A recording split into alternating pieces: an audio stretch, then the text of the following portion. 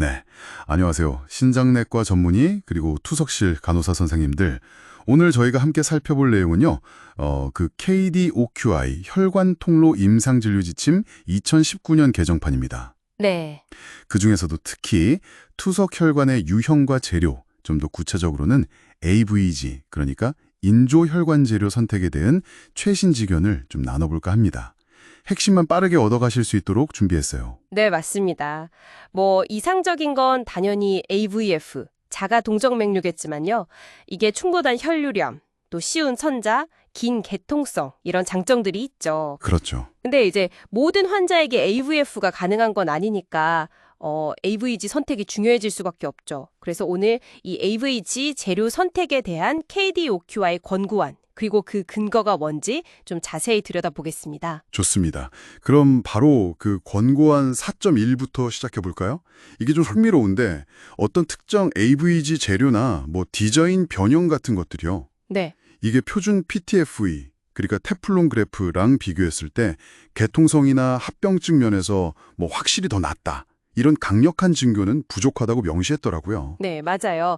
그게 핵심이죠. 이게 낮은 서준의 근거, low level of evidence에 기반한 조건부 권고라는 점. 아, 조건부 광고? 네, 그러니까 연구는 있었어요. 테프론이나 폴리유로테니 같은 다른 재료도 있고 벽 두께를 바꾸거나 탄성을 주거나 외부 링 보강, 테이퍼드 그래프트 아니면 정맥 쪽에 커프를 달거나 해파리 코팅하거나 정말 다양했죠. 네, 시도는 많았군요. 근데 이제 연어 RCT들을 봐도 표준 6mm PTFE보다 일관되게 이게 정말 더 좋다? 이렇게 입증된 건 없다는 거예요. 그래서 현재로서는 어떤 재료를 고를지는 시술하시는 분의 경험이나 그 환자의 임상적 상황에 따른 판단이 클 수밖에 없는 거죠. 예를 들어 그 테이퍼드 PTFE 그래프트 같은 경우는요. 4-7mm나 6-8mm 가지 직경이 변하는 거예요. 이게 이론적으로는 스테어 신드롬을 줄일 수 있다고. 네, 그런 기대가 있었죠. 근데 연구 결과를 보면 좀 결과가만 섞여 있어요. 오히려 혈류량이 더 많았다는 보고도 있고요. 아, 그렇군요. 헤파린 코팅 그래프트도 마찬가지예요. 이론적으로는 혈전 방지에 도움이 될 것 같지만 실제 임상 연구에서는 통계적으로 의미 있는 개통성 향상을 보여주지는 못했어요. 결국은 여러 혁신적인 시도에도 불구하고 아직 게임 체인저라고 할 만한 재료는 없고 여전히 시술자의 경험과 환자 개별 요인이 중요하다? 이렇게 받아들여야겠네요. 정확합니다. 네. 어쩌면 재료 자체의 문제라기보다는 다른 요인들, 예를 들어 환자 혈관 상태나 수술 기법 같은 게 더 중요할 수도 있다는 거죠. 네, 그럼 또 다른 이슈로 넘어가서 최근에 좀 주목받는 조기 천자 가능한 그래프트는 어떤가요? 권고안 4.2에서는 CBC, 그러니까 중심정맥관 사용 기간을 줄이기 위해 고려해 볼 수 있다.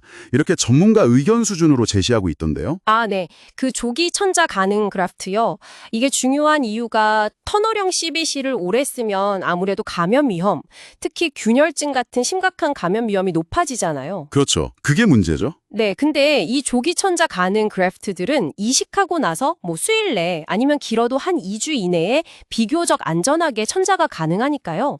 CBC를 그만큼 빨리 제거할 수 있다는 잠재적인 이점이 있는 거죠. 아, CVC 의존 기간을 줄일 수 있다? 네, 관련 연구들을 보면 보통 쓰는 PTFE 그래프트랑 비교했을 때 개통성이나 다른 합병증 발생률은 툭에 다르지 않으면서도 이렇게 빨리 쓸 수 있다는 결과들이 나오고 있어요. CVC 관련 합병증 줄이는 게 환자 예후에 정말 중요하니까요. 이건 환자의 전체적인 ESRD 라이프 플랜을 짤 때 상당히 의미 있는 옵션이 될 수 있겠네요. 맞습니다. 고려해볼 만한 선택지죠. PTFE 외에 다른 재료들도 잠깐 언급이 됐었죠. 생물학적 제재라던가 아니면 그 히로 그래프트 같은 것들은 어떤가요? 네. 소의 정동맥, 그러니까 bovine carotid artery를 이용한 생물학적 그래프트가 있었죠. 이게 PTFE보다 1차 개통성은 좀 더 낮고 혈전 발생은 적었다는 소규모 연구가 있긴 했어요. 근데 2차 개통성이나 다른 합병증에서는 큰 차이가 없었고요. 또 사람의 복제 정맥, non-Aristonius saphenous vein을 쓴 경우는 감염률이 낮았다는 보고도 있는데 이것들도 다 연구 규모가 작아서 좀 더 검증이 필요합니다. 그렇군요. 그럼 히로 그래프트는요? 히로그래프트는 좀 특수한 경우인데요.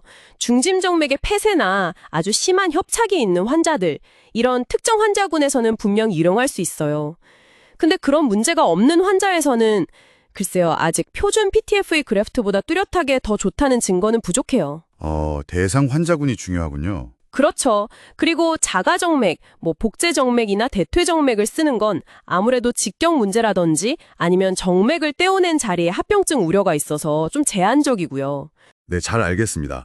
그럼 오늘 내용을 좀 정리해보면 현재까지는 어떤 특정 AVG 재료나 디자인이 표준 PTFE보다 확실히 더 낫다고 말할 만한 그런 강력한 근거는 부족하다. 네, 그렇죠. 그래서 개별 환자의 해부학적 조건이나 동반 질환, 그리고 무엇보다 시술자의 경험에 기반한 신중한 판단이 여전히 중요하다, 이렇게 요약할 수 있겠네요. 맞습니다. 다만 그 조기 천자 가능 그래프트는 CBC 의존 기간을 줄여서 감염 위험을 낮출 수 있다는 점에서 충분히 고려해 볼 만한 가치가 있는 선택지다 정도로 정리할 수 있겠습니다. 네, 정확한 요약입니다. 핵심은 결국 각 환자에게 가장 적합한 혈관 접근로를 찾는 것이고, 이 KDOQI 지침은 우리가 그런 결정을 내릴 때 참고할 수 있는 현재까지의 근거들을 모아놓은 가이드라인으로 봐야 합니다. 이게 절대적인 답은 아니죠? 그렇죠. 임상적 의사결정을 돕는 도구인 셈이네요. 네. 자, 오늘 저희가 다룬 내용 외에도 이 혈관 접근 분야는 정말 빠르게 발전하고 있잖아요. 마지막으로 선생님들께 좀 질문을 던져보고 싶은데요. 예를 들어 조직공학 기술로 만드는 생체 인조혈관, 그러니까 바이오 엔지니어드 그래프트라든지 아니면 아예 수술 없이 혈관 내 시술로 동정맥로를 만드는 엔도베스큘라 AVF 같은 새로운 기술들. 네. 미래 기술들이죠. 네, 이런 것들이 앞으로 한 5년, 10년 안에 이 혈관 접근로 선택의 패러다임에 과연 어떤 변화를 가져올 거라고 예상하시나요? 또 이런 신기술들의 장기적인 효과나 안전성을 제대로 평가하려면 앞으로 어떤 연구들이 더 필요할지, 이런 부분들을 한번 생각해 보시는 것도 굉장히 흥미로울 것 같습니다. 네, 정말 중요한 질문이네요. 오늘 심층 분석은 여기까지입니다. 다음 시간에 더 유익한 정보로 찾아뵙겠습니다.